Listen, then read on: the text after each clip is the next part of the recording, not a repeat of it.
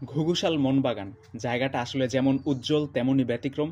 বিশেষত কাঠের তৈরি জিনিসপত্রের জন্য বা গাছের শিকড় দিয়ে তৈরি জিনিসপত্রের জন্য এই জায়গাটার খ্যাতি চাঁদপুর জুড়ে রয়েছে বা শাহরাস্তি উপজেলাতে আরও বেশি রয়েছে।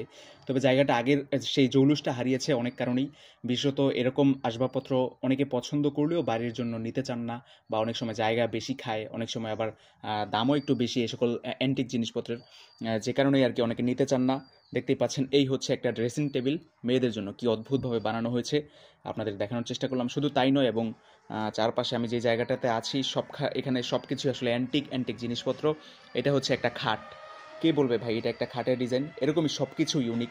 এপাশে ডাইনিং টেবিল আছে, এই দেখেন চেয়ার, এটা মাঝখানে ডাইনিং টেবিল, ওপাশে চেয়ার যেখানে আবার আমরা ব্যাগ রাখছি আর কি।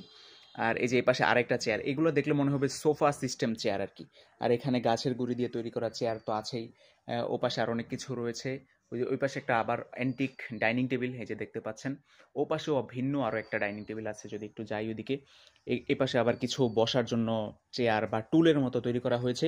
এবং এই জিনিসটা আমরা অনেকেই বাড়িতে সাজায় রাখি না, ওই যে ঘরের কর্নারে, ওইরকম জিনিসপত্র আর কি। এগুলোর উপরে আর কি আপনার ওই যে বিভিন্ন ধরনের জিনিসপত্র, শো পিস ইত্যাদি রাখা যায়, ফুলের টব ইত্যাদি। আর এটা হচ্ছে এই যে স্কুল কলেজের টিচাররা দাঁড়িয়ে বক্তৃতা দেয় না, ওইরকম একটা ডেস্ক। মানে এখানে কি অদ্ভুত সুন্দরভাবে ডিজাইনটা করা হয়েছে, সেটা আপনি না দেখলে আসলে বিশ্বাস করতে পারবেন না। ভিডিওতে আমি কতটুকু কি দেখাতে পারছি জানি না। আর এই তো সুন্দর সব কিছু। এখানে দেখতে পাচ্ছেন একটা ইউনিক, আসলে কি বলতে পারতেছি না, সম্ভবত এইটাও ড্রেসিং টেবিল হবে, কিন্তু আয়না নাই।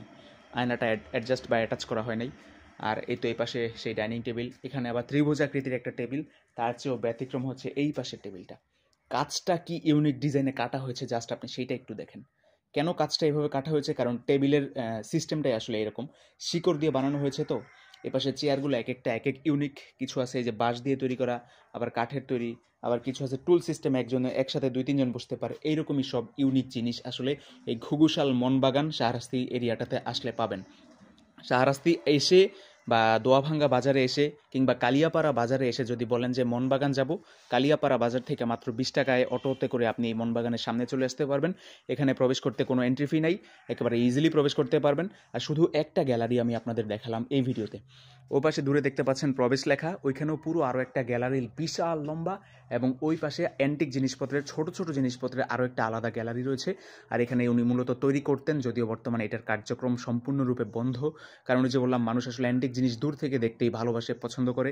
নিজেদের বাড়িতে নিয়ে গিয়ে রেখে দিতে অনেক বাঙালি আসলে পছন্দ করে না, জায়গা অনেক বেশি খায়, বা একটু ভিন্নধর্মী দৃষ্টিভঙ্গি যাদের থাকে না, তারা আসলে এই সকল জিনিস বাড়িতে নিতে পছন্দ করে না। যে কারণে আর কি এই জিনিসপত্রগুলো এভাবে এখানে পড়ে আছে, খানিকটা অবহেলাই বলতে হবে।